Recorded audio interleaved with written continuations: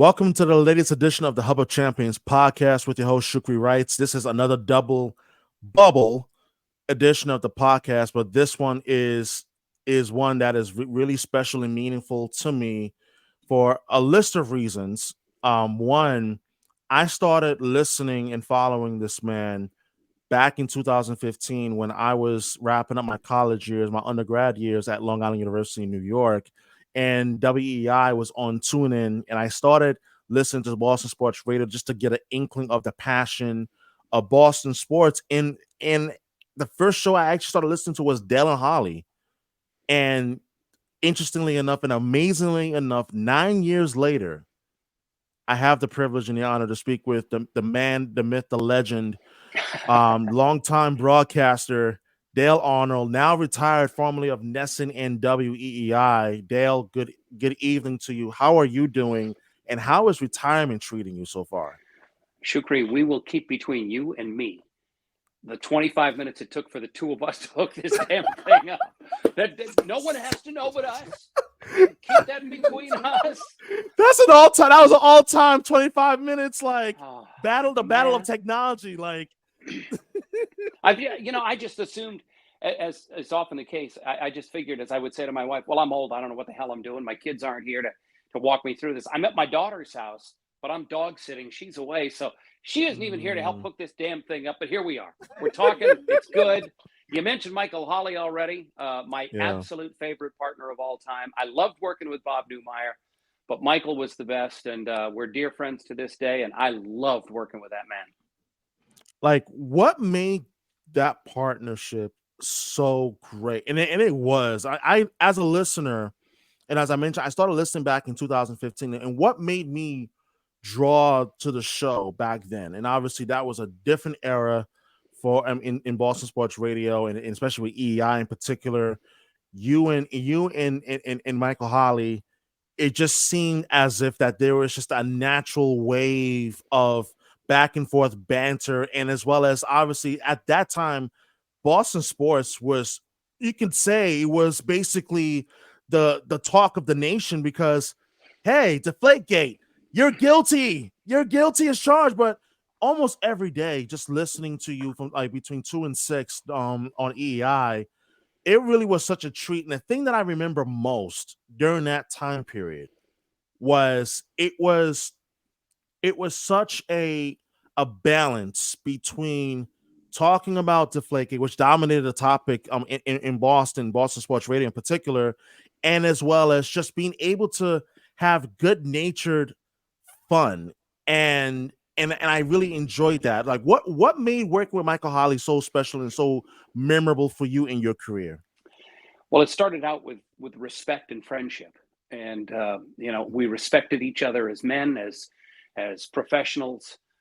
We came to love each other as friends. That went as we continued along with our working relationship.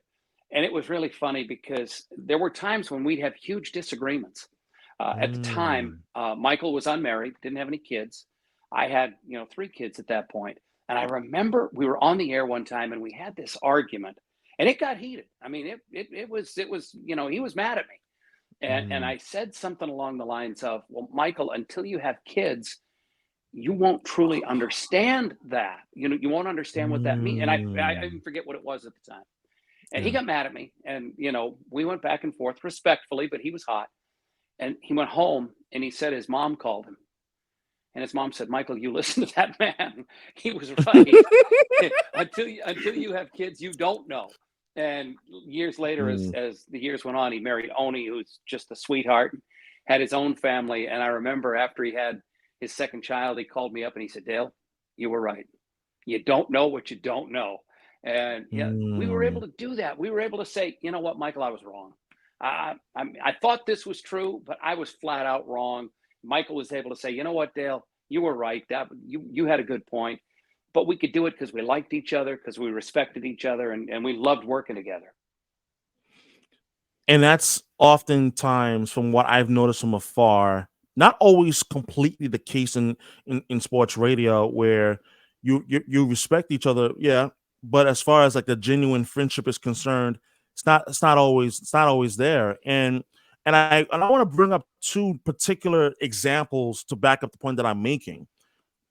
For years, I grew up watching Mike and Mike in the Morning on ESPN Radio. And towards the end of that time at ESPN Radio, things began to unravel, and there are some things that may be true or may not be true in terms of their relationship and so forth. And even locally in the New England and in the Boston market, I saw that with Toucher and Rich, with the show that just ended after 17 years, where it seemed like on air chemistry great, ratings great, but that that friendship that you talked about that you have with Michael Holly, that wasn't there, and things fell apart towards the end of Toucher and Rich's tenure at the Sports Hub. And listening to you, and as you're telling me your story about how much you've grown to love and admire Michael, in terms of having the opportunity to have worked with him, and as well as the friendship and so forth, and sharing with me that story, I realize now, and I'm beginning to have an understanding that it helps to work with someone that you're actually friends with, and that you get along with. Yeah, I mean, I worked with Eddie Andelman for 6 years. We weren't friends on or off the air. In fact, on the air, it was like, Wow. it was like two Wow. clashing personalities. We were on the exact opposite ends of the sports spectrum. I was a big hockey guy. Eddie mocked hockey. He didn't like it at Mm, all. And but the problem was, with all that clashing and all that conflict, the ratings were great.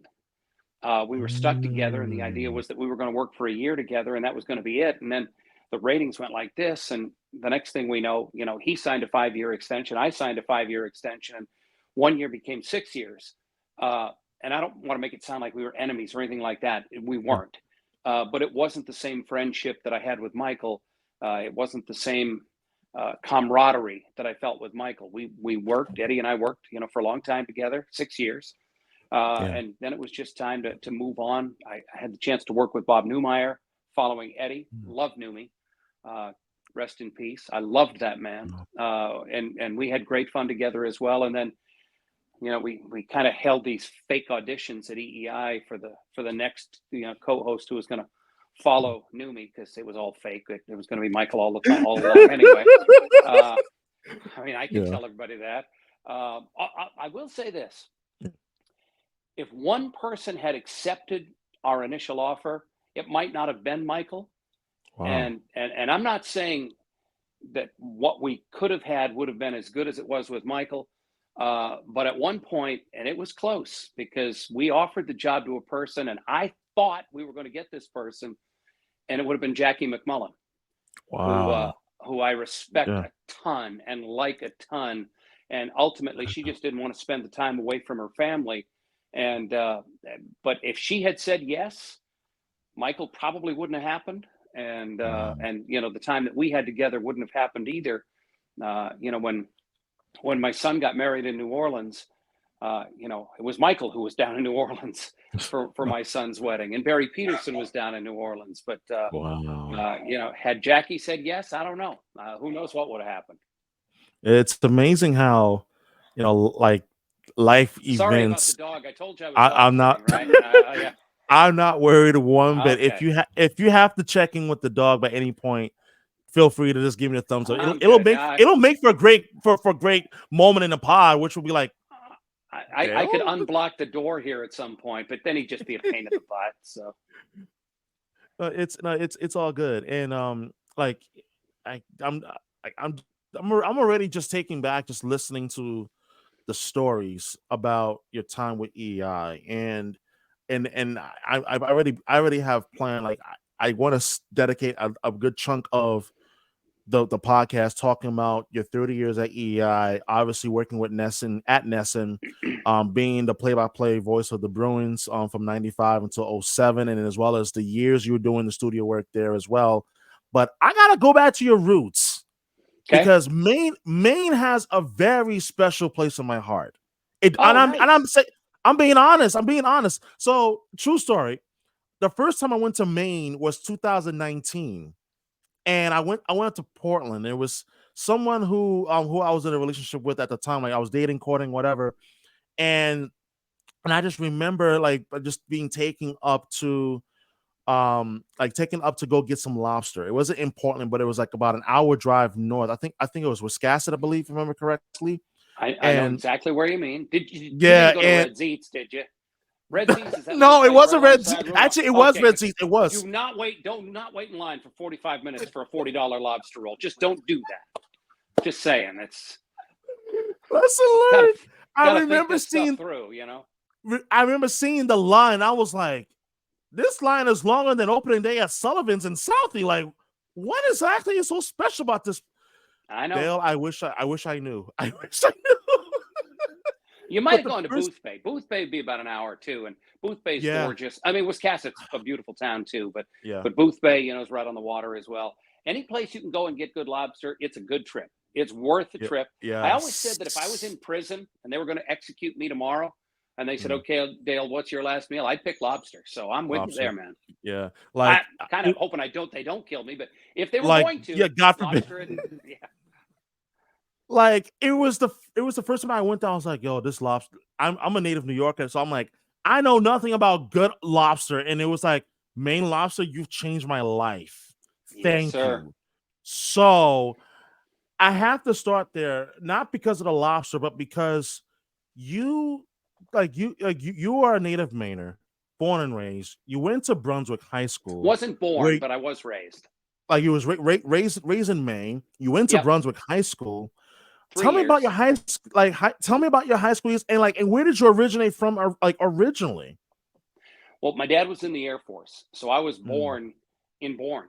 He was stationed at Otis down on the Cape, and wow. then we moved around. You know, when I was younger, we lived in Roswell, New Mexico, and Minot, North Dakota. And you know, when he retired, my mom was from Maine, so you know, Oh, we said we're going back to Maine. My mom said we're going back to Maine, and yeah. we moved back. So when I was going into seventh grade, we moved to Maine, and I lived here from then on through high school and went to Bowdoin, so through college and through the first 7 years of my minor league career with the Maine Mm. Mariners. So this is home for me. It's why when my wife and I retired, I joke all the time we're the only retired people I know who moved north.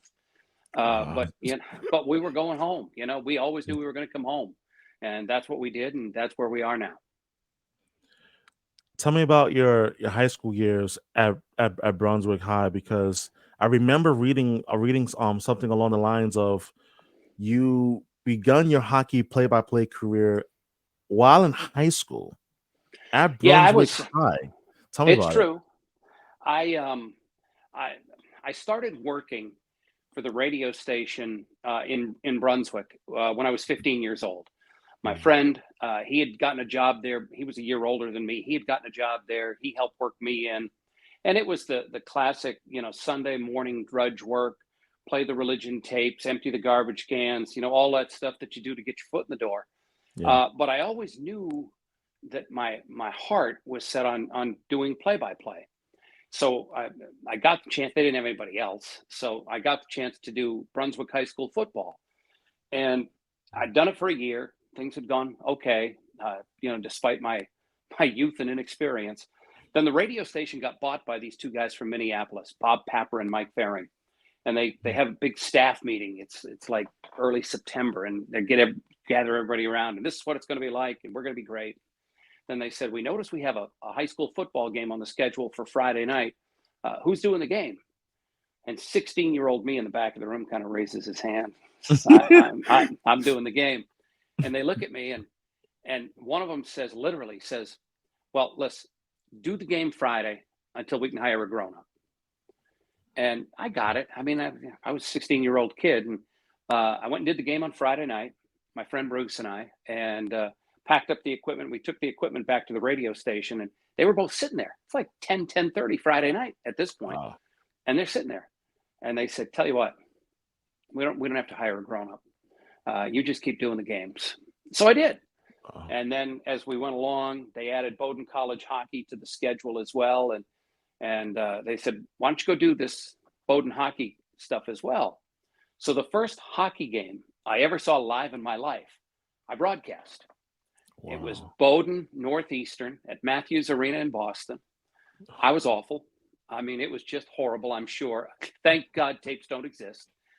but it clutched me, it grabbed me. I was like, oh my goodness, this is fun. And I really, really enjoyed it. Luckily, they let me keep doing it, and I got better at it. I ended up doing Bowdoin hockey for 5 years, both before I was a college student and then while I was a college student. And that ultimately led to the minor leagues and the American Hockey League and the Maine Mariners. Wow. I feel like I was walking down memory lane just listening to your stories about like you doing high school hockey and then high school football and then doing Bowdoin college hockey and as well as like doing your first game at the legendary Matthews Arena. For those of you that don't know, in Boston, so Matthews Arena is on the campus of Northeastern University. And And beautiful. It's and it's just gorgeous. beautiful. I agree. I absolutely agree. Like I love walking that area, which is just a little bit around. You can say like it's part of the South End, if you will. Yeah. Yeah. Like I just love walking through that area because it's a perfect mixture between neighborhood and as well as you have this barn where you can go watch both the Northeastern men and women's play on like and it's just a great experience and especially being in a region where college hockey reigns supreme, it just does. And I'm sure you can appreciate this as well. Like, but like the history of Matthews Arena, um, in terms of how long it's been around, what it has seen, and you having done games there, like what do you remember most from your experiences from the first time that you did it, and even any other time that you may have done any other games at Matthews Arena? Well, what I remember most of all is that I didn't have a clue what the hell I was doing. You know, I had watched games on TV. I had watched Bruins Yeah. games. Now, I was the oldest of 5 kids, growing Mm. up in a mobile home in rural Maine. We didn't have cable TV, so if a game didn't appear on the network, the game of the week or something, I wasn't going to see it. So it wasn't like I Wow. could slip on TV 38 every night that the Bruins were playing. But I had seen some hockey on TV, so I'd gotten a feel for it. Until you go and see it and do it, you don't really have a feel for it. And then I had one of those full circle moments years and years later. My daughter played high school hockey and then played college hockey, and Mm. she played against Northeastern at Matthews, and I got Wow. to go sit there and watch her play in the arena where I started my hockey broadcasting career. And it was sort of like one of those Um, chill bump moments on your arms. It's like, whoa, I remember what this was like way back when. I see. There's a difference too. I know what they mhm, call it. I know it's Matthews Arena, but mhm. it's not an arena. It's a rink. It's a It rink, really and is. you It know, really you is. know, there's a difference. Mhm. There is a big TD difference. TD Garden is an arena.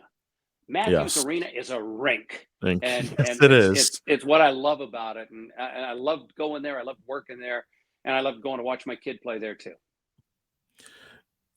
Man, like I can't stop smiling because I'm thinking like, oh my god, I remember like what it was like what it's like. And I mean just when you're talking about like your daughter who played on college hockey at Northeastern and just remembering the times when I was in Boston 1.0, um when I did a handful of Boston University college women's hockey games on ESPN Yeah, Plus, and that was like my first introduction to just how awesome the women's game is, especially college hockey. And now you're seeing it with the PWHL and Boston having a team. Of course, no shocker there. Dale, like, tell me, like, share with me, like, how much the women's game has grown over the years from when you first started in this business, and in comparison to even now to seeing the explosion in popularity because it's become a very popular product for people that are genuinely interested in watching. I'll take you back a little bit. Sure. Before my daughter ever skated, literally had never skated, and I was hired by Oprah Winfrey's network, Wow. OWN, and they were going to broadcast the Women's World Championships. In fact, I did two Women's World Championships for Oprah, Mm. and the first one I did was in Minneapolis, and I had an opportunity, and they were very gracious about it, and I brought my daughter, and she was 11 or 12 years old, had literally never been on skates in her life. Mm. And Ben Smith was the coach of the national team, former Mm. coach at Northeastern, and a guy that I had known for years and years. And we went to practice day on I think it was Friday, and the tournament was going to start on Saturday or whatever it was. And saw Ben, said hello, and introduced him to my daughter. And he said, Yeah. Dale, wait just a second here. And he opens the door and he goes, Cammy, come here. And Cammy Granato comes out, and Wow. he says, Cammy, this is Alicia Arnold. Her dad's an old friend of mine. Could you just, make her feel comfortable? Cammy takes my daughter by the arm, takes her into the dressing room. And I'm not going in the dressing room, obviously, Yeah. for a women's team. And I don't see her for the next 30 minutes. And Cammy takes her around stall by stall. This is Alicia. This is so and so. This is Alicia. This is so and so. And she brought her out half an hour later, whatever it was. Ben and I had completed our conversation. I did the games of the Women's World Championships, and we were flying home from Minneapolis, and we're on the plane, and my daughter grabs my arm and she says, Dad, I got to play hockey. I got to know how to play hockey. And Wow. it was because Cammy and those girls and Ben were so nice to her and so gracious and so giving. And we came back home, and we got her some skates, and she learned how to skate. And I have 3 kids. She's the only hockey player. And I think I have Cammy Granato to blame for that, to be honest with you. Oh man, look, that's really an amazing story. And I gotta go back just a little bit, because you were talking about you grew up in a trailer home in rural Maine. Take me back to, like, what was that experience like? Like, experiencing the fall and the winters and in rural Maine. For those of you that don't know, it gets pretty cold in Maine once you get into like December, January. Take me through like your experiences growing up in rural Maine. My dad was a hardworking guy, worked his butt off, every day of his life to keep the 5 of us fed. But, we didn't have a lot. As I said, we grew up in a mobile home in rural Maine, and there wasn't a lot of extra going on. When I got to school, and before high school, but, by the time I got to high school, I lettered in 4 sports in high school. But hockey wasn't one of them, because we couldn't even begin to afford skates and equipment and ice time. And even though it was different then than it is now, it was still a lot more money. I could play Yeah. basketball because, it's a pair of sneakers, Converse Chuck Taylors, the worst sneakers on the planet. I might add. You might as well wear the damn boxes for all the support Pretty those Chuck much, yeah. Taylors are going to give you. Yeah. So he could afford that. He could get me a baseball glove. Cross country and soccer, the other 2 sports that I played, didn't cost a lot of money. But whatever was in season, I played. And I played sports all through school and loved every minute of it. I think somewhere in the back of my head, I had it that I was, going to be the center fielder for the Boston Red Sox someday. Got disabused of that notion fairly quickly, and tried to Wow. figure out another way that I could, make a living in sports without being the center fielder for the Boston Red Sox. And that's why the radio stuff started when I was 15 years old. And we talked about your experiences at Bowdoin College, and you briefly mentioned about like your minor league experience, like calling AHL games. Like, tell me about like your experiences, like doing the Maine Mariners games, and like those road trips. Because I've read different broadcasters, like different stories, the bus rides and so forth. Like, what was your experiences like calling the Maine Mariners games of the AHL? When I finished at Bowdoin, graduated in the summer of '79, I Mhm. got a call from Ed Anderson. He was the president of the Maine Mariners. Oh, And wow. he called me, and he had heard my work doing Bowdoin games on the radio. And he said, listen, we got a guy here who's doing the games now, but he ain't going to be here very long. I want you to come down. I want you to work with him this next season. Do some games with him on the road. We had a normal color guy on the home games. He said, I Yeah. want you to staple yourself to this guy's side, do whatever he says, do whatever he does, and just learn the job from this guy. Learn how to do it from this guy. It was Mm. Mike Emmerich. So, Wow, Doc so Emmerich. Doc Emmerich, and It's so right amazing. out of college, I'm working with Doc and Mm. and learning the games. And I remember we were doing a game in Springfield one night, Mm. and it was a blizzard. It's hockey. You're bussing home after the game, and the weather was horrible. And I said something. I'm doing the game with Doc, And I said something along the lines of, well, who knows what time we'll get home? The roads are pretty bad out there. When we got to the commercial break, Doc very quietly says, Dale, you got to remember, all the wives and girlfriends are listening to us because they don't have TV. You don't want to make them worry. You don't want to make them nervous. You don't want to say stuff that's going to upset them. So you probably shouldn't say something like that. Wow. It was a little lesson like that. A guy would get hurt and Doc would say, don't overstate what's going on with this guy because his wife is back home listening in Portland and she's worried about what's happened to him. So you got to be careful how you handle this stuff. And I learned a lot about preparation. I've never seen a guy who worked harder at game prep than Doc Emmerich did. I learned from, in my opinion, the best hockey play-by-play announcer of all time. I couldn't even begin to be him, but I learned from him, then did it on my own for the next 7 years after that, and that ultimately led to the New Jersey Devils in the NHL. What were some of the most important lessons that you learned working alongside Doc Emmerich? I mean, and I absolutely agree with you. I have said this where I think Doc Emmerich is the Vince Scully of hockey. I don't think I'm overstating that by any stretch of imagination. I want to hear your thoughts on that. I agree with you completely. I think he's the best who's ever done it. And by the way, Boston's had a couple of guys who were really damn good at it. Fred Cusick being one of them. Cusick, yeah. I mean, you know that phrase they tell you all the time, Shukri, you don't want to be the man who follows the man. Yeah. I'm an idiot. Okay. I'm just dumb as a stump.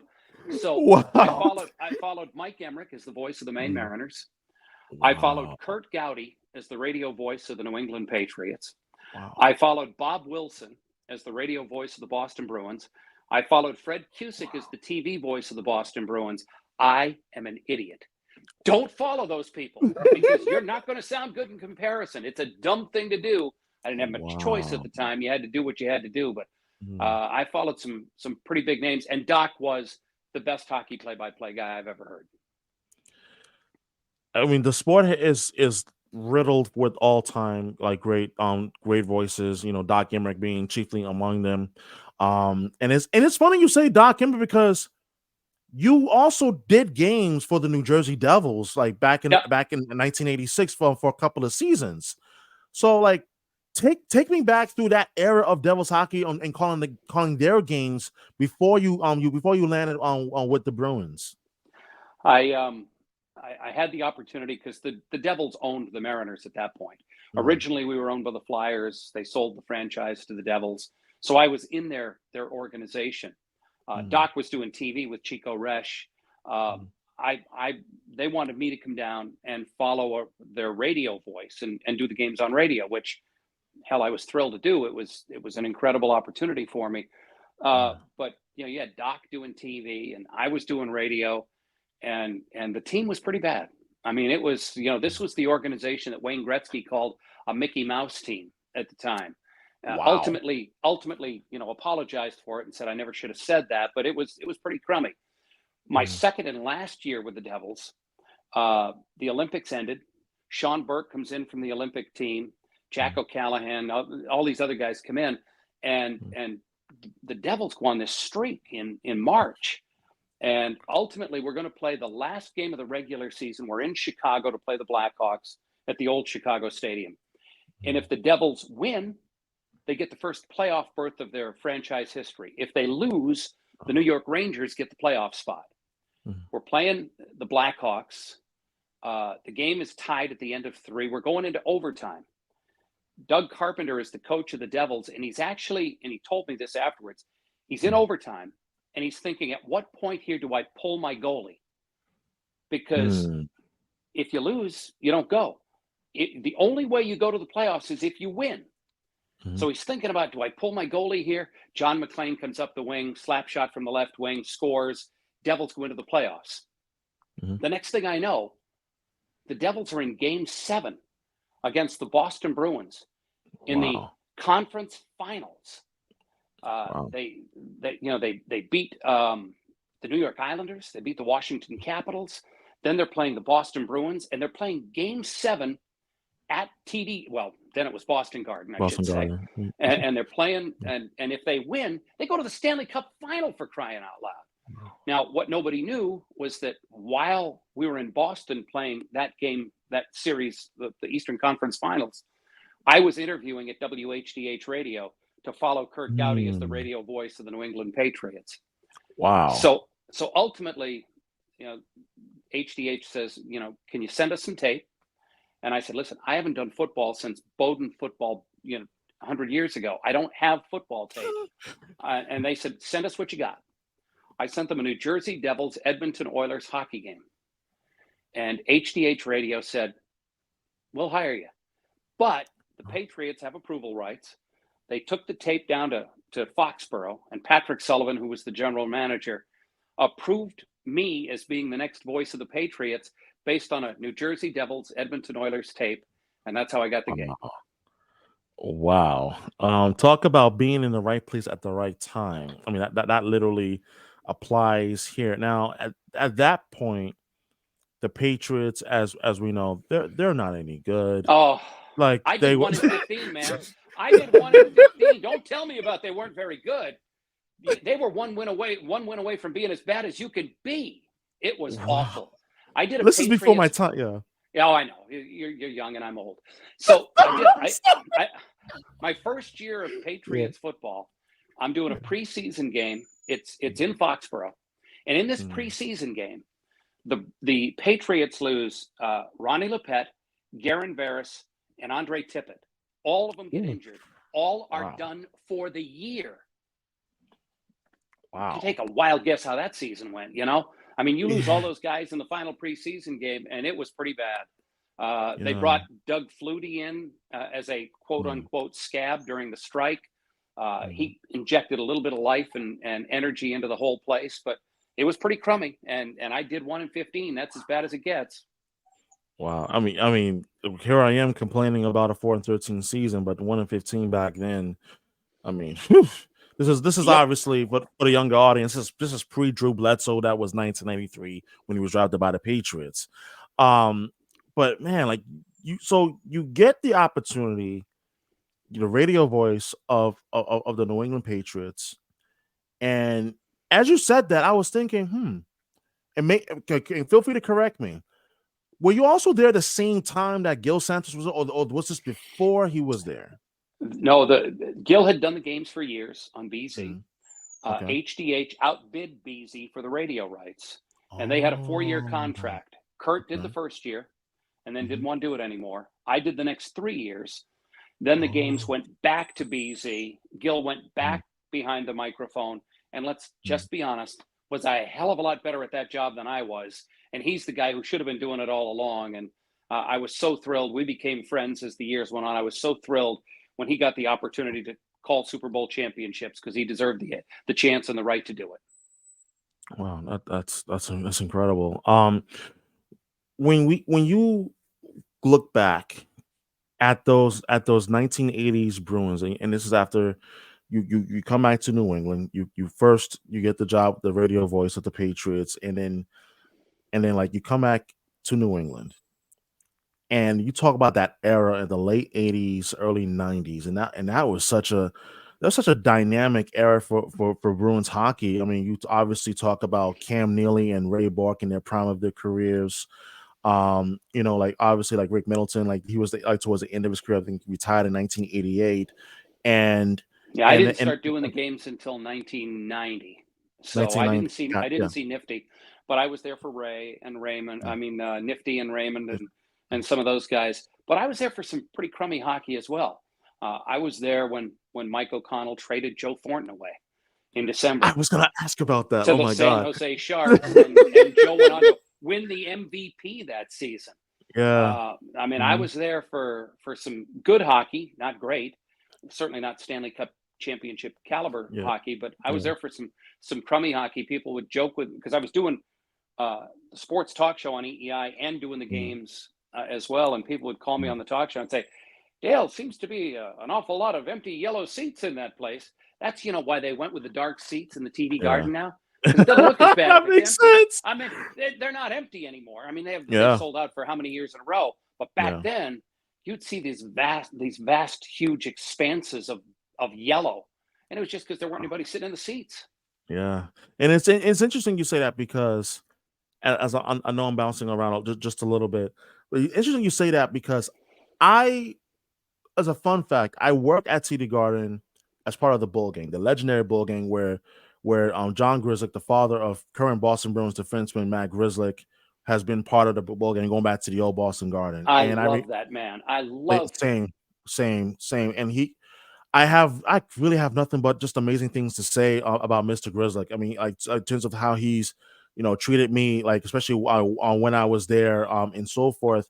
But the seats at TD Garden when they were black and yellow, it just seemed like it just added character. It added a bit of, I don't want to say flavor, but I must just say flavor, if you will.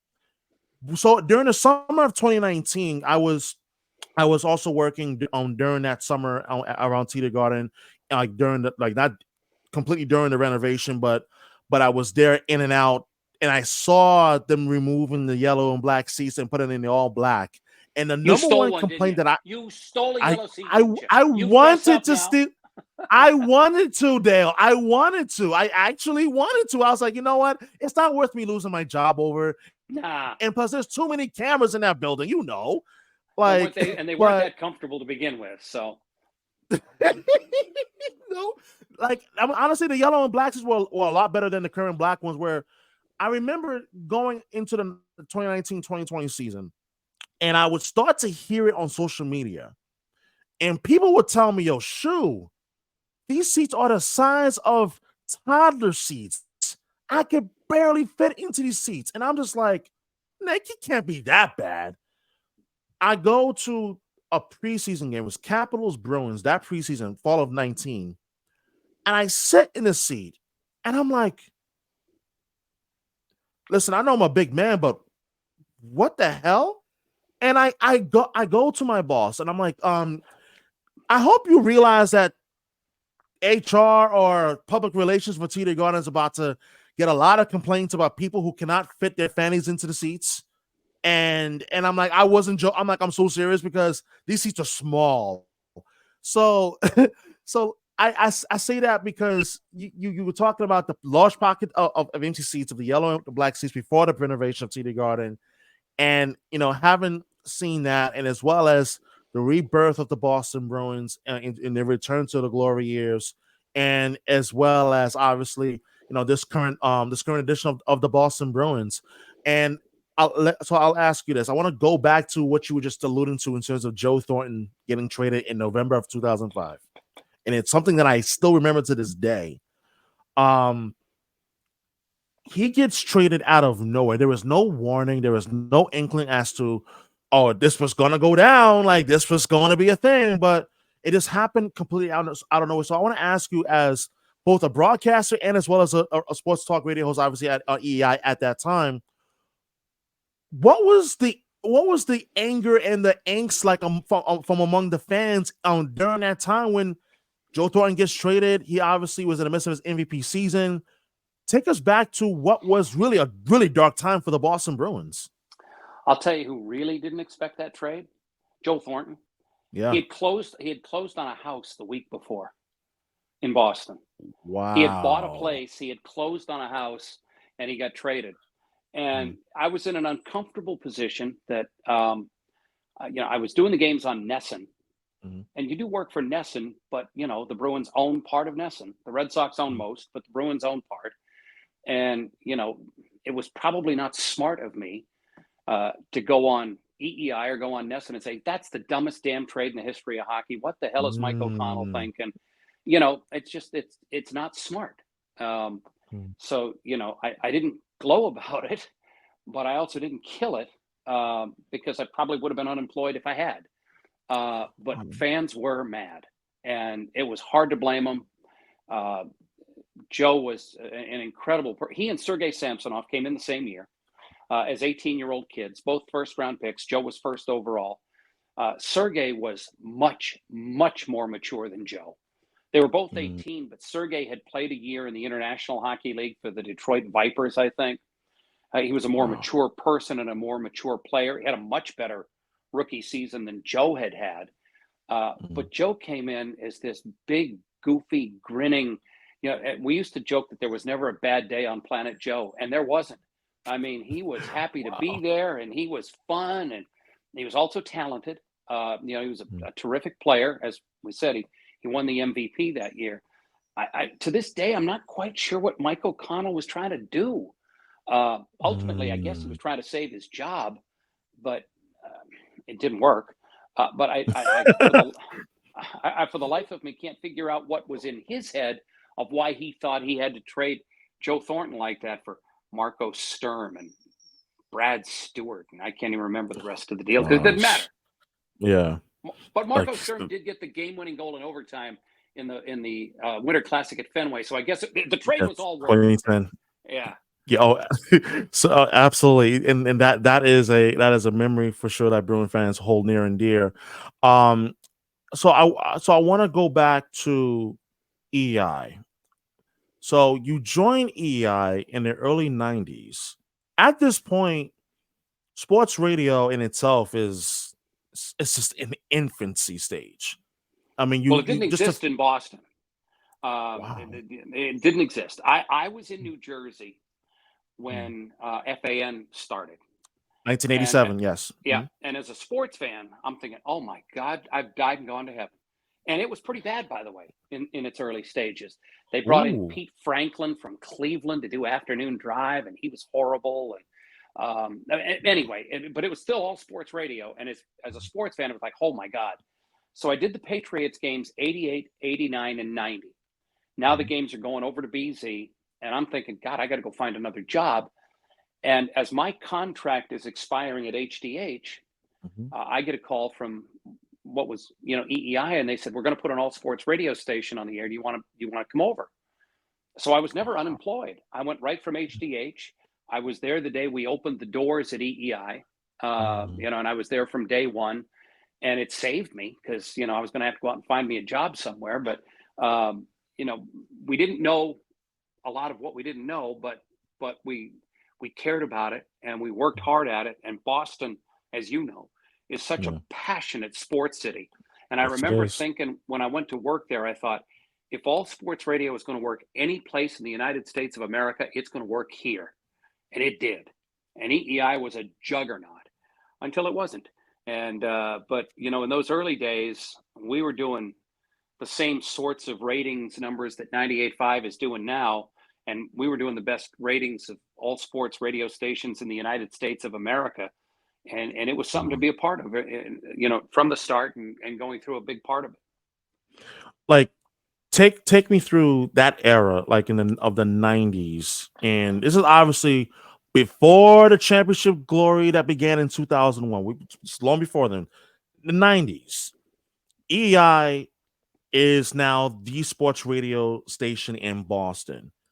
The Boston sports radio scene, well, not the Boston sports radio scene, but rather the sports teams itself. hmm, you did have there were some glory moments like the '96 Patriots, going to the Super Bowl and unfortunately getting destroyed by Green Bay. And obviously the Red Sox, And Bill and Parcells bolting Bill on the team after Parcells the game. bolting, yes, and Bill Parcells bolting in the Pete Carroll era, and then for the Red Sox, obviously Pedro arriving in '98, and then the Red Sox in '99. The Bruins at that point, they've had to have been an afterthought, and the Celtics.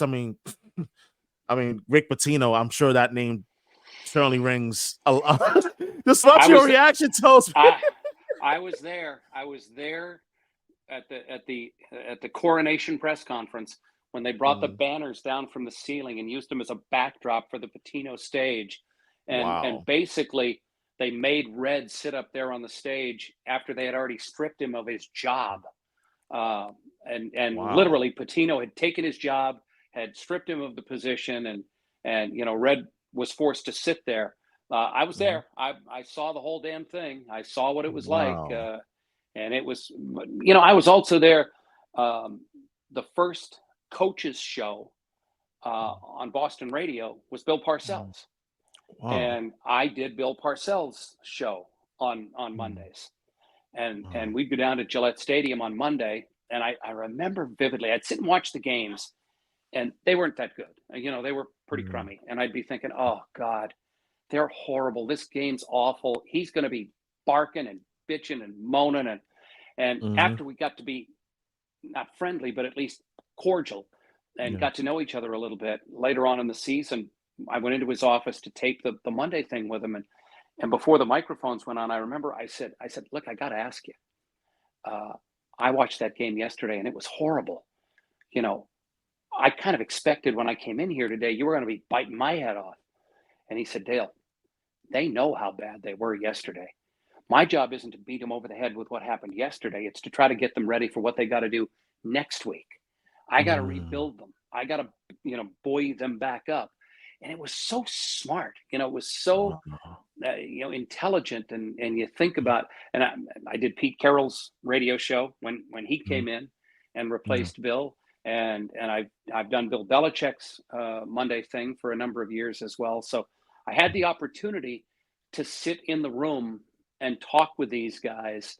I did Parcells' final coaches show in his hotel room in New Orleans Wow. before the Super Bowl, and he already knew he was gone. Now he didn't tell me Oh. that. I mean, he Mm. knew. He didn't share that with me. But Yeah. I'm in his hotel room in New Orleans, taping the radio show with Bill, not knowing I'd find out within the next 48 hours he was out the door and long gone and hard to find. Wow. Wow. Could you call that like the Boston sports equivalent of like the Baltimore courts just storming off in the middle of the night? Or would that be fair? No, because I mean, you lost an entire franchise. You Yeah, you you that's you true. lost your football team. They backed up the moving trucks and headed on out of town on you. And it was the Cleveland Browns going to Baltimore, but it was Yeah. it was awful. It was bad, but it wasn't as bad as that. And Yeah. as word got out, and Bill was talking to the Jets while he was getting ready for the Super Bowl, and he didn't look like his mind was on his coaching, and how did he let Desmond Howard do all that stuff to him on Mm. special teams and all that stuff, and it certainly got sports fans in Boston all riled up, but it probably wasn't as bad as Cleveland packing up the moving vans and moving them out of town. Like, so we talked about the Patriots. We talked about the Bruins. On having done the games for both franchises in Boston. The Celtics. I want to hear your story and like some of the most memorable moments, and as well as your experiences calling Celtics games on radio. I think you and one other former EI host did the games, Glenn Ordway, on Once Upon a Time. Glenn did If them years ago with Johnny Most. Yeah. Yeah, with Johnny And Moss, yeah. I don't want to overstate it because I filled in. I think I did a total of about 10 Celtics games total, and it Mm. was when Sean Grandy would go away to do NCAA hockey on ESPN or something, and but I Wow. had the opportunity to do about 10 games, and um, it really just allowed me to say that I did all 5 teams. Truthfully, that's not why Mhm. they let me do them. They Yeah. let me do them because I was available and wanted the opportunity. But I had a chance. I worked with Cedric Maxwell. Loved the Mhm. guy. Loved Yeah. working with him. Had a blast working with him. Again, didn't know what I didn't know, but tried to take the things I had learned from the other sports and incorporate them, and try to get the terminology right and try to keep up. Yeah. If I could keep up in hockey, I felt like I could keep up Mhm. in basketball, and for the most part, I did. Although I'll never forget, I was doing a game in Indiana, I guess, Mm. and we're sitting courtside doing the game. That was back in the day when you'd literally sit courtside, What's that? right there, Wow. and Derrick Rose went by me, went by the table, Mhm. and I swear to God, it was a blur. It was like, and I had no earthly idea the Mhm. speed that a guy like that could attain. This was before all the injuries and all that other stuff. Mm. And he's dribbling a basketball and he's got complete control. It's like a yo yo on a string on the end of his finger. And Mm. he is flying. And I had no Wow. concept of what those guys were like at that level. And Mm. the speed and the skill. And It was a blast. Ultimately, I had the opportunity for about 4 different years to host the Basketball Hall of Fame ceremonies down at Mohegan Sun, and got the chance to uh, get to know some of these guys.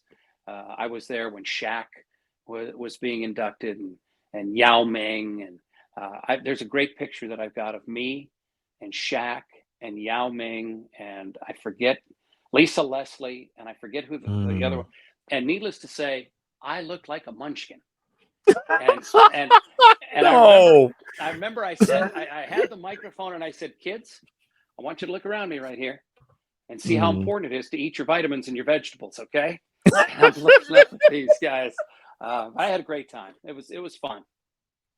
Man, like it, listening to your stories in terms of your experiences, having a chance to call Celtic games, like the Patriots, the Bruins, and so forth. Now the Red Sox, obviously they've been on EI since 1995, and and you having the opportunity to have called so many different so many different games and different sports by mostly local. Like, what made the opportunity so unique and special, especially getting to do the Red Sox from EI, and that's a pretty big deal, like in any major market, but especially the Red Sox at that, like a franchise that is so beloved. And this is obviously a precursor, but there's an organization and a team that was still so beloved and cared for, and just near and dear to the hearts of New England. Well, more than anything else, it gave me the opportunity to work with Joe Castiglione. And I am so thrilled that Joe is going into the Baseball Hall of Fame. He should have been before this. Yeah, But it gave me a chance to work with Joe. When I was growing up as a kid, I never played hockey, as I told you. yeah. Baseball was my first love. So the chance to Mm. do Red Sox baseball was like, oh my God. I mean, I've been to many games at Fenway Park over the years, but when I sat in that press box to call the first game I was ever going to do for the Boston Red Sox, when I was Yeah. a kid growing up, and this is way, way before your time, but when I was a kid Mm. growing up, my broadcasting hero was Kurt Gowdy. He was Wow. the guy I wanted to be because he could do Mm. everything. He could do football and basketball and baseball and Olympics, and he could do everything. Mm. He was a radio voice of the Boston Red Sox back in the day. And all I could think of was Kurt Gowdy sat right here.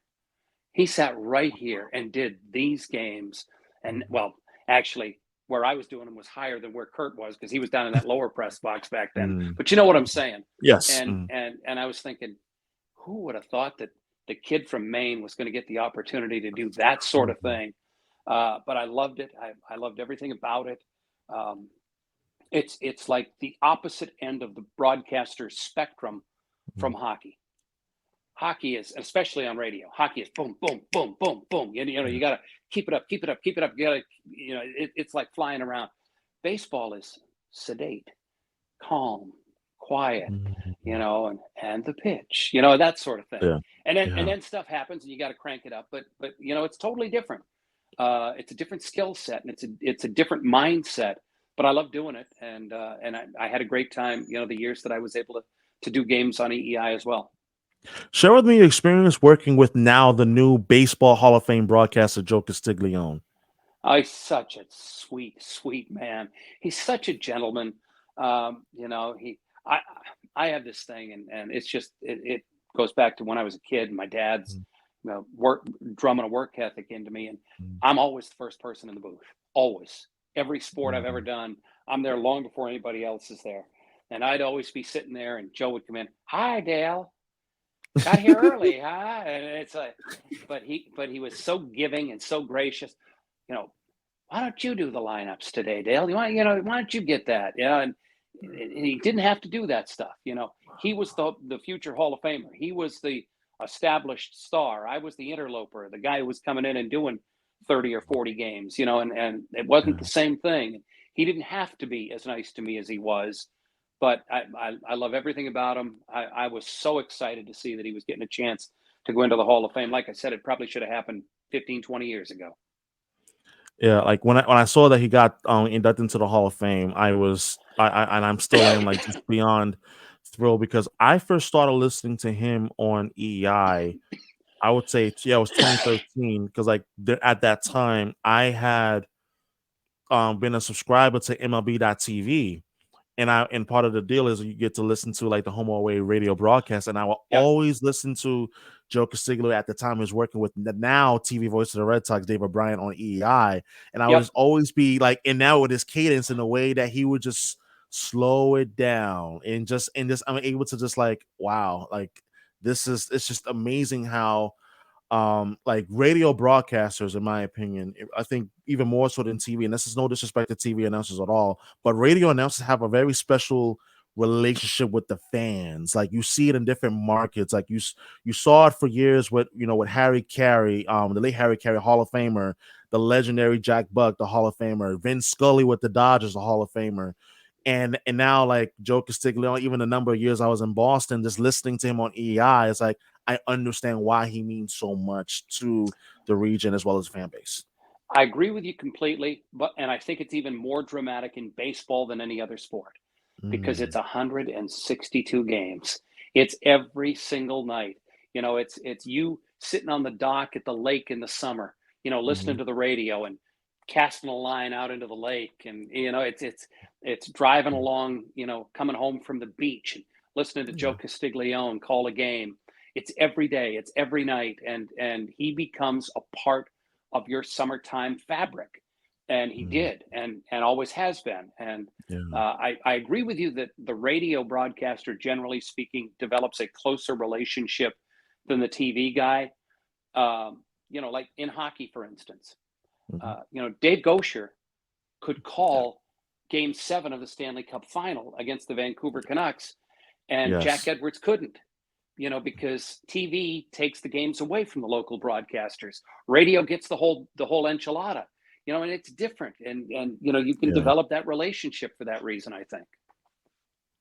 And I think that it's especially even more so meaningful because in 2011, obviously, David Gosher, he called the first Bruins Stanley Cup championship in 39 years. Jack Edwards and Andy Brickley, they did the TV coverage on NESN that night, and as well as obviously that entire Stanley Cup Finals coverage as well. And during the Centennial season, for the Boston Bruins, and I know that all the different eras are being covered, and it's wonderful to see. We just saw the other night the lunch pail AC era was just recognized and honored at TD Garden. And when you, as someone who was as involved with the Boston Bruins as any broadcaster over the number of decades you were with the team in various different roles, what makes this centennial season so special, and what makes the Boston Bruins so special when you begin to look back and peel through the layers of the history in the different eras that took place over the course of 100 years? Generally speaking, and I hate talking in generalities because they're always unfair, but I do ultimately believe that the Bruins have more of a blue collar fan base than the other sports in town. It's a more, the bus driver from Southie and the taxi driver from Dorchester, and it's a more blue collar. Not that there aren't white collar doctors and lawyers watching games as well, but it's built into the fabric of the city, and it is a very loyal fan base. In my opinion, again, it's a generality here. The most loyal fan base of the four sports in the town, five if you count the Revolution. It's the most loyal, and they're there through thick and thin, and it's why, although I wasn't working the games in 2011, it did my heart so much good. I'll tell you the story of Game 7 of the Bruins Stanley Cup Championship. Yes, I'm all ears. So I'm doing Red Sox, Tampa Bay Rays in Tampa the night Mm, of Game 7. wow. Joe goes to one of the guys who works in the building, and he said, "Can you do me a favor? Can you get a TV set up here in our broadcast booth, hooked up to the Stanley Cup Finals, so that Dale can watch it while we're doing the game?" So we're doing the game. Red Sox win. I forget who it was. The pitcher threw a one hitter. Incredible game. Mm, Threw a one hitter. They win the game. We run down to the clubhouse, and the guys are standing there watching the Bruins game on the TV in the clubhouse. Yeah. Intermission, period ends. We're going to intermission. The guys literally go running out to the bus. Wow. Everybody gets on the bus. We go back to the hotel, and the Red Sox had kind of rented out this lobby bar type thing for the team. And we get back there, and now they're going to watch the third period on the TVs in this lobby bar. And I mean, all these guys, Dominicans and Yeah. guys who probably didn't even know what the hell hockey was all about, but they're all watching, and they're getting excited, and they're cranking up. And the horn sounds, the Bruins win the Stanley Cup, and the bartender sets a glass of red wine in front of me. And I said, I didn't order that. Thank you, though. And I'm trying to watch the TV. And he said, no, that gentleman over there ordered it for you. And I looked down the bar, and Tim Wakefield has got a glass of wine, and he goes like this. And he goes, because he knew what it meant to me. And he knew, I had been involved with the team for all those years. And he just wanted to acknowledge, this is for you, man. And he tipped his wine glass, and he had sent a glass of wine down to me. So I watched the Bruins win the Stanley Cup sitting in a lobby bar in Tampa with the entire Boston Red Sox team.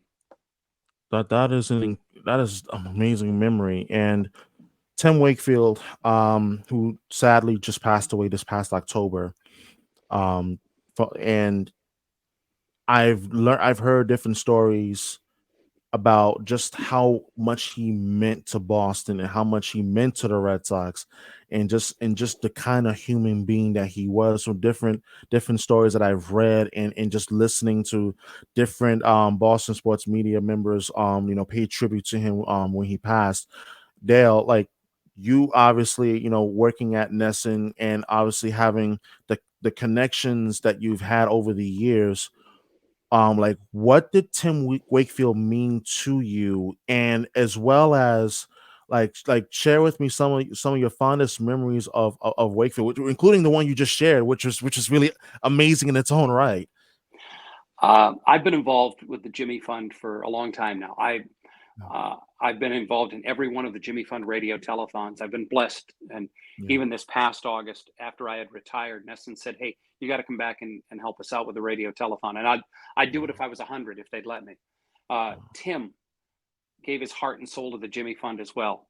Every spring, the Jimmy Fund started this deal where they would fly a bunch of cancer patients down to spring training, and they would make a weekend out of it.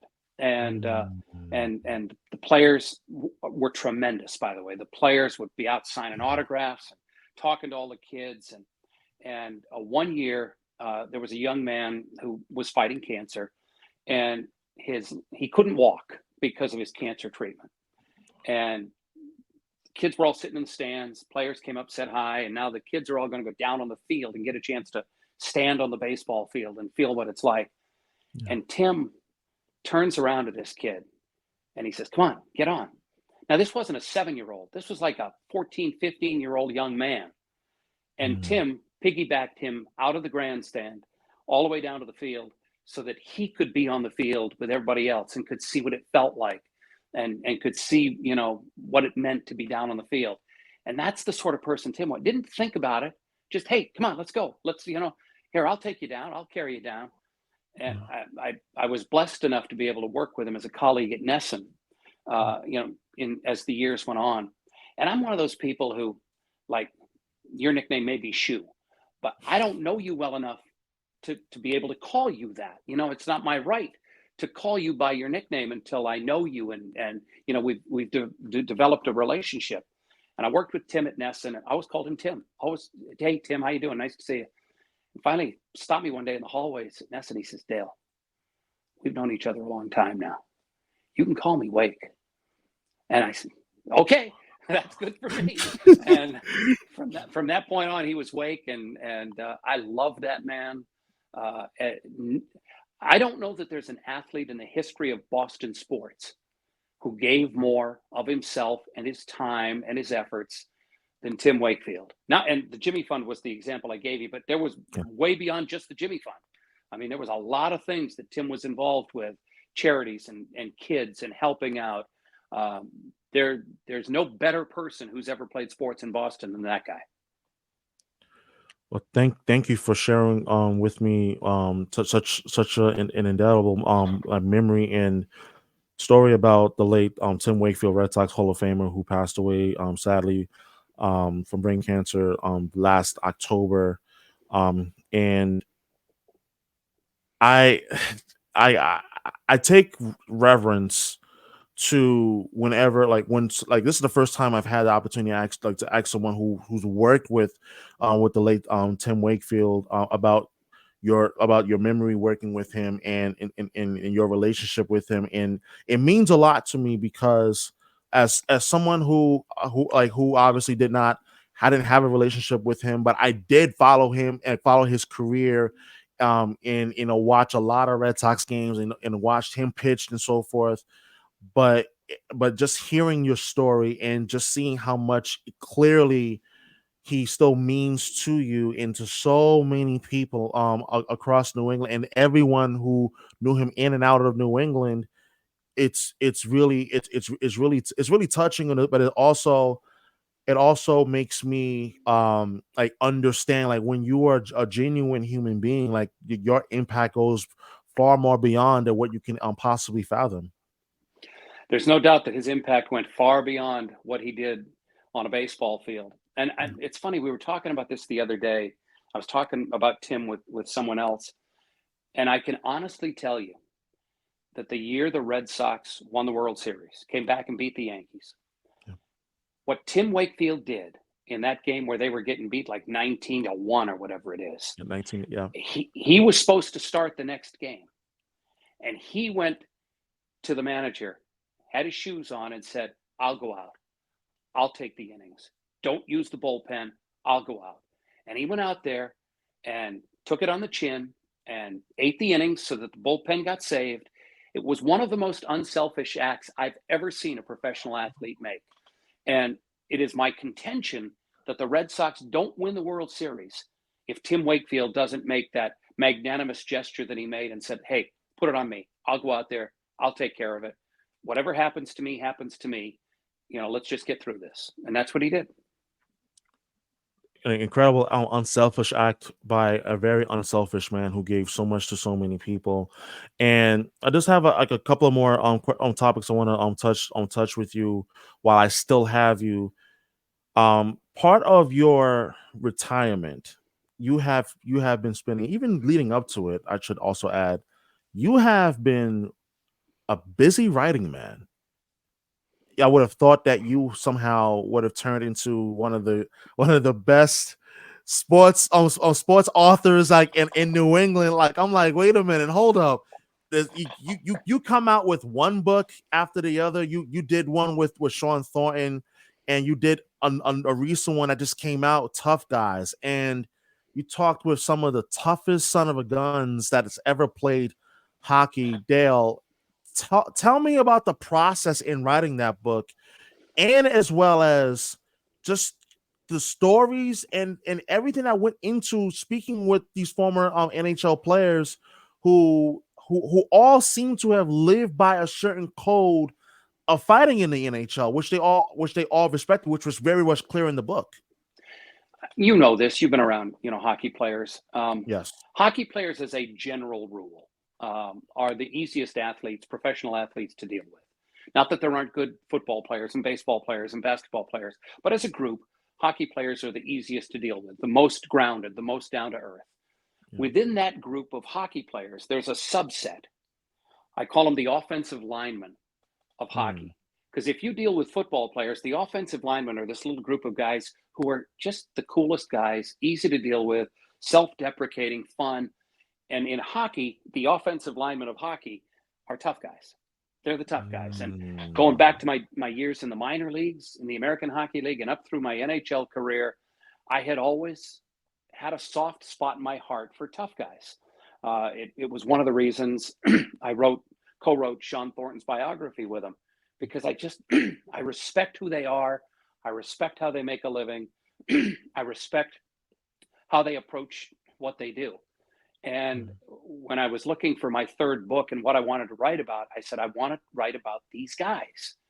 And what I did was I took a separate chapter for each of these individuals and I just let them tell their story. The first guy I spoke to was Terry O'Reilly, because I couldn't Yeah. write a book like that without Without Terry him. O'Reilly being in it. Yeah. And I called and left a message for him, and he called me back. Excuse me. And he said, Dale, I'm sorry I'm late. He said, I was out skating. Now, at the time, he's living in Florida for the winter. He's 70 years old. He's had his knees redone and his hips redone, and so I'm thinking, and I had to ask him. He says, I was out skating, and I said, why? And he sort of laughed, and he said, I wanted to see if I still liked it. And I said, do you still like it?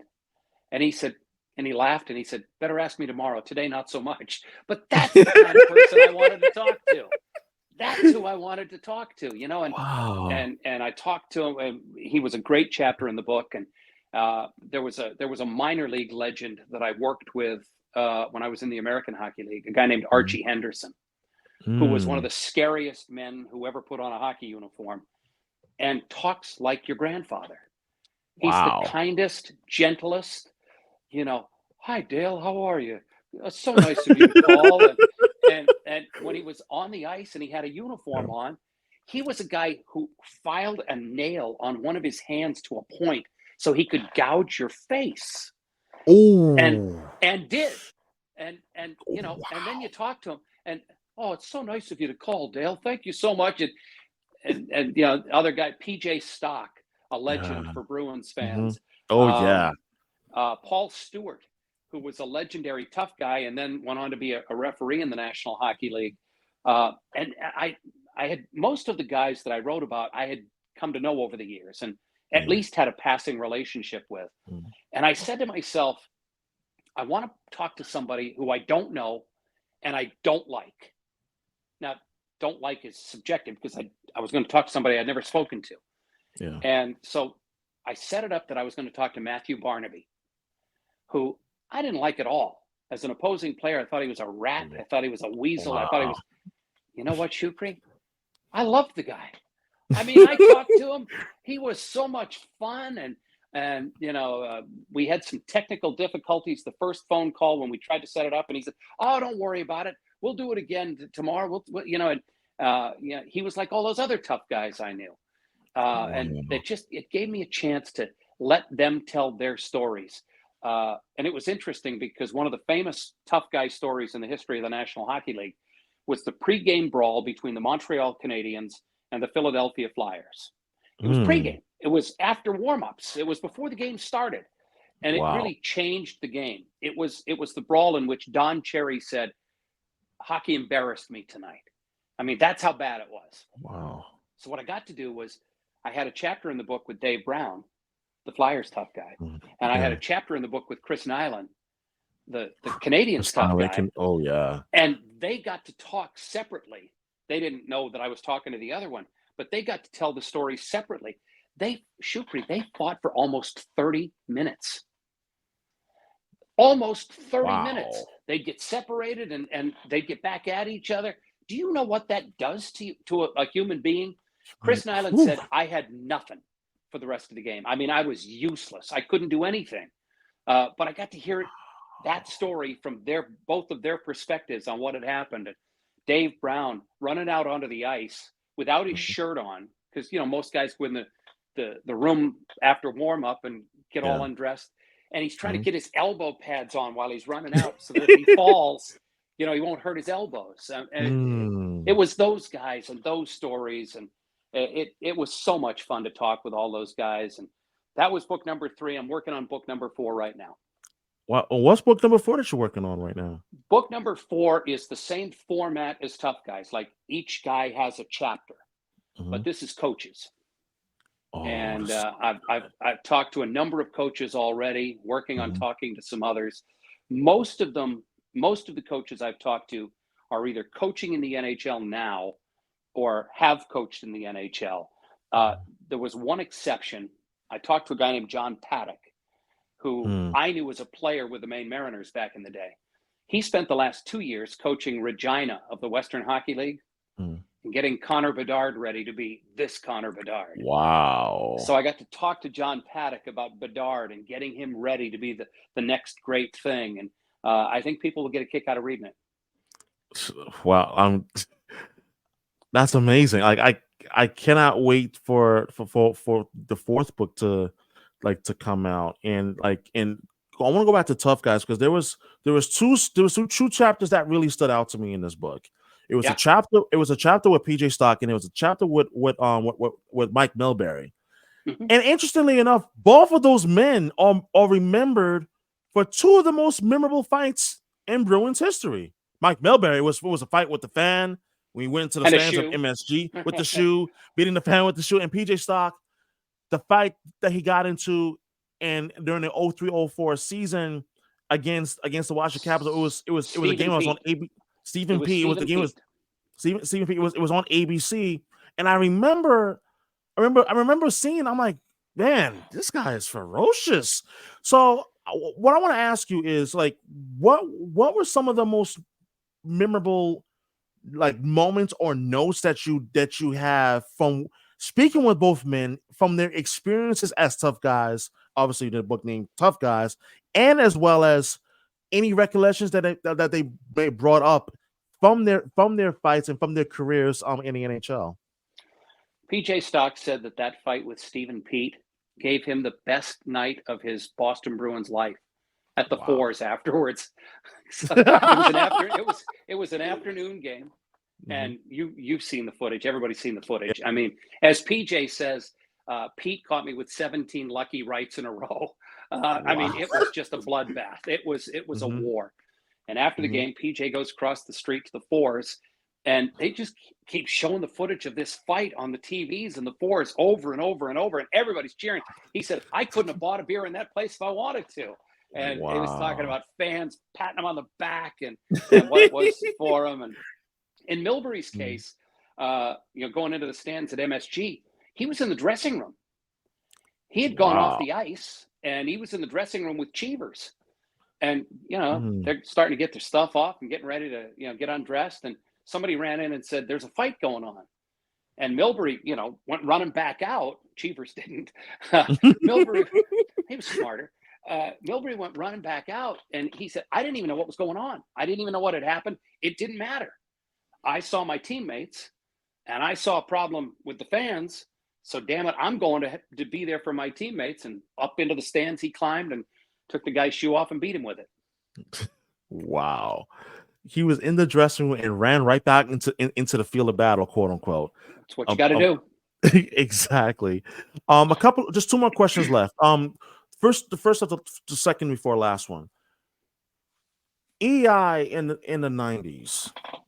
It was, you talked about the partners that you were fortunate to have worked with during that time. But also there was another show at that station, like it was, if I remember correctly, it was called the was it The Big Show? Yeah, that was Glenn Ordway, yeah. Like Glenn Ordway. Yeah. Glenn Ordway.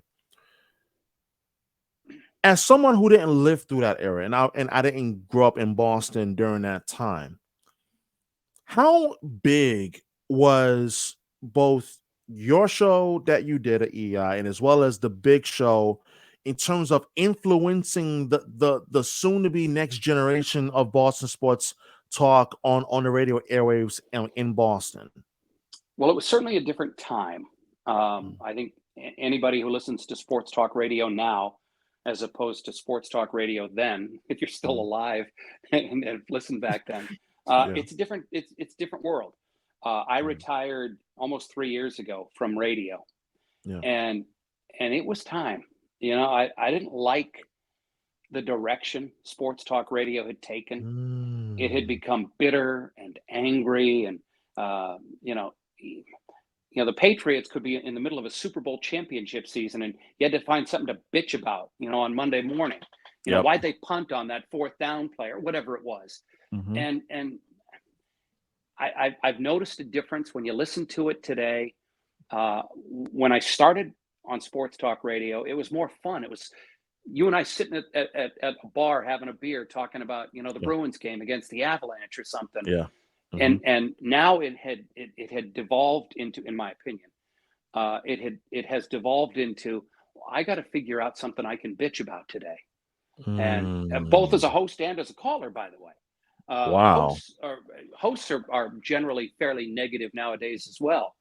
Mhm. uh, People would mock me and make fun of me because uh, I was Ned Flanders, Oakley Dokley, and I was too positive, too, uh, Yeah. and it was the way I was. It was the way I was brought up. I always considered myself lucky to be doing what Mm. I was doing for a living, and I wasn't bitter and I wasn't mad about stuff, and I didn't like to manufacture fake anger for the sake of having a take, and Mm. so it was different back then. Now EEI was a juggernaut back then. It Mm. was the only all sports radio station in town. We already talked about the passion of the sports Yeah. fans in Mhm. Boston, and the Yeah. numbers reflected it. Big Show was gigantic. They had a segment called the Weiner Line every day it was Mm. must listen to radio. It was funny, and it was fans. All the work was done by the Mm. fans, and Andy Maxwell was the engineer who put it together every day, which was a hell of a lot of work. But Mm. you had to listen to it. But Wow. you could get people on the air more. I Mhm. remember I was at the old Boston Garden, and I was at the Yeah. back door of the Bruins dressing room, and I Mhm. pasted off to the side door of the Celtics locker room, and it was 12 paces. And I said to Ray Bork, Wow. I said, you work in the same building as Larry Bird. Your dressing rooms are 12 paces apart. You must know him. You must talk to him. He said, I've never met him. He said, when they're in the building, we're not. When we're in the Mm. building, they're not. He said, I've never met the guy. So I called the two PR staffs, and I said, can Raymond come into the studio? And I called the Celtics, can Larry come into the studio? And we were at the Schrafft's building at the time, and Wow. Raymond was there on time. Larry had gotten a little bit lost getting there. He was like 5 minutes late. So Mhm. Raymond was sitting in the studio with me, and the door to the studio opens up, and Larry walks through the door. And I literally got to say, Ray Bork, this is Larry Bird. Larry Bird, this is Ray Bork. And then they spent the next hour just talking with each other. And I stayed the heck out of the way and just let them Wow. talk and let them and listen to them and let them. And nowadays, unless you're paying a guy, you probably have a hard time getting them on the air now. And Yeah. there were a lot more interviews back then, a lot more athletes who would come on. Um, and then I think they realized it was probably not to the benefit of their brand to keep doing it. And so you heard less and less of that, more and Mm. more of callers, and it became less and less interesting to me as a listener. Wow. Like hearing you talk about how like sports radio has changed, especially in Boston at like towards the end of your career. It definitely raised a few antennas because I hear this a lot from fans on social media where I can't stand listening to Boston sports radio. It's toxic now, and I can't deal with the negativity, the constant bitching and complaining and so forth. I'm just like, maybe because me and as I'm continuing to work hard and to grind and make a name for myself and so forth, that I find pleasure in just listening to different opinions. I don't have to like it, I don't have to agree with it, but I just want to hear what you have to say. And and I want to ask you, because this is part of the last question. What do you think has changed? What do you think has caused the change in tenor in terms of Boston sports radio from what you talked about when you were doing the show, like during the 90s? Obviously, you retired in 2021, but specifically during that era versus like during the new millennium, where it's become more, and what according to what people have said, a lot more angrier. Like what do you think has created that change? I say this respectfully, by the way, Mhm. because I Sure. think he's an unbelievably talented person. But Michael Felger has a lot to do with it. He Wow. is Okay. he is Yeah. so damn good at what he does. I Mhm. mean, and EEI didn't realize it when he was working there. They didn't grasp it properly. Mm. Um, there might not be anybody better at pissing off the people who listen to him than Michael Felger is. And then what Mhm. you had other people look at the unbelievable success Michael had and say, well, I got to do that. I Yeah, I try to gotta be be like him. that, you know. Mhm. And by the way, completely losing sight of the fact that he can do it because he's talented, because he's good, you know, because he's got a sense of how to play it and how to play with it. I hear other people trying to do it, and in my opinion, failing miserably at it. But his meteoric success, I think, changed the landscape a bit, where people were saying, "Well, damn it, I got to have a take like he does. I got to sound like he does. I got to, you know, complain about everything like he does." And they don't understand that that's only a portion of what he does. Wow, and I think like in my journey so far, I've learned that you can't try to be anyone else. You can only Ooh. be be who you truly are. And that's something I've learned in my development as both a radio host and a podcast host and someone who creates content. I'm just gonna be me. I'm not here to be anyone else. And the last question I want to ask you, and it's really more of advice, because I'm a person who I like to be self-critical. That's just me, and not to be natural, not to be like negative or and so. But I like to be critical in terms of what can I do and what can I do to be better. How can I become better in my craft?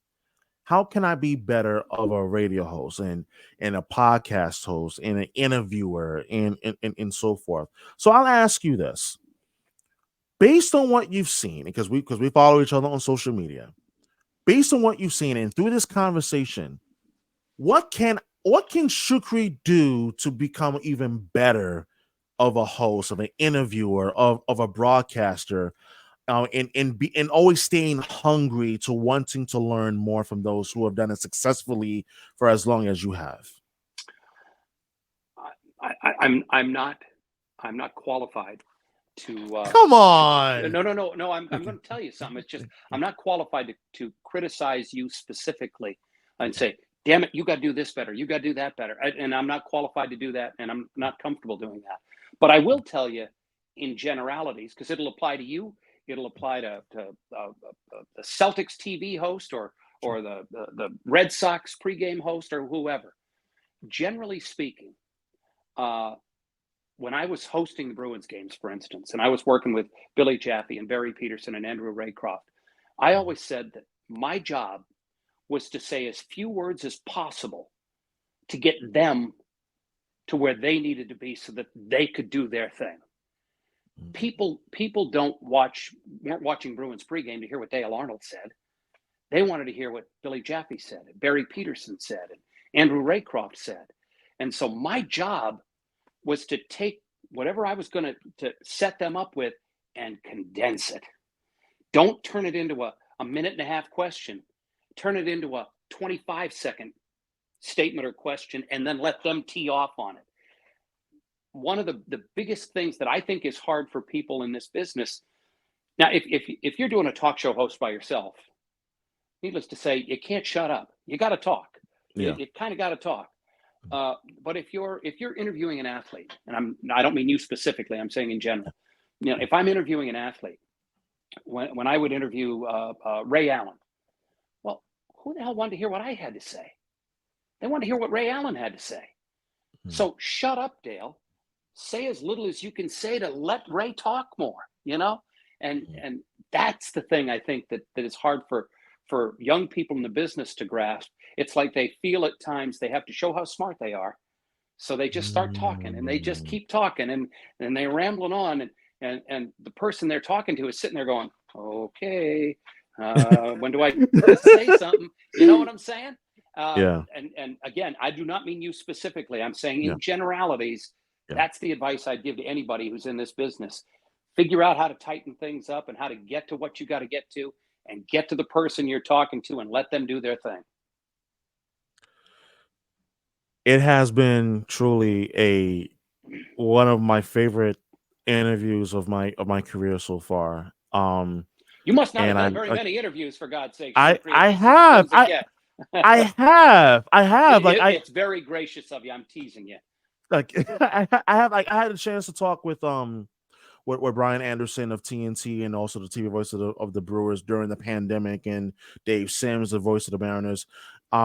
But I have an opportunity to talk with someone who have also have listened to and admired from afar for a number of years is something I don't take lightly. And I want to say again, thank you so much for your time and taking the opportunity to to talk with me about your career, and as well as the book that just came out on Tough Guys, and as well as the announcing that there is another book that's coming out as well, based on NHL coaches. So again, like, thank you so much, for Dale, for coming on the pod. My pleasure, man. I appreciate it. Thanks for the invite. It's cold and lonely up there in Maine. I just like to talk to anybody. I go down to this corner store and just stop people in the aisles and say, "Hey, can we talk for a minute?" No, I'm kidding. I really appreciated the chance to talk with you. Absolutely. And where can people buy the book Tough Guys? That which is It's now available everywhere. on. Yeah. Somebody told me Barnes and Noble had sold out of it at some point, but I think they've gotten it back in. Mm, Amazon, up in Maine where I live, it's in all the bookstores up there. It's an old publishing trick I learned. An author mm, told me. They said if you go into a bookstore and they've got your book, you offer to sign it, and they're always very happy to have you sign it. And then they put the sticker on the front cover and everything. uh, But once you sign it, they can't send it back. It's sold as far as your publisher is concerned. You got the money. We're supposed to sign those damn books. oh, that is awesome. That is so dope. Like, definitely, thank you, Dale, and I definitely hope to have the opportunity to speak again with you soon, and especially as we move along during this hockey season and the Stanley Cup playoffs in the spring, and so forth. I hope that you continue to make the most out of retirement. Very well deserved. And thank you for all that you've done. Thank you for all that you mean to so many, including myself. And thank you once again for just taking the time out just to talk with me. Shukri, I appreciate it, man. Thanks. Absolutely. My pleasure.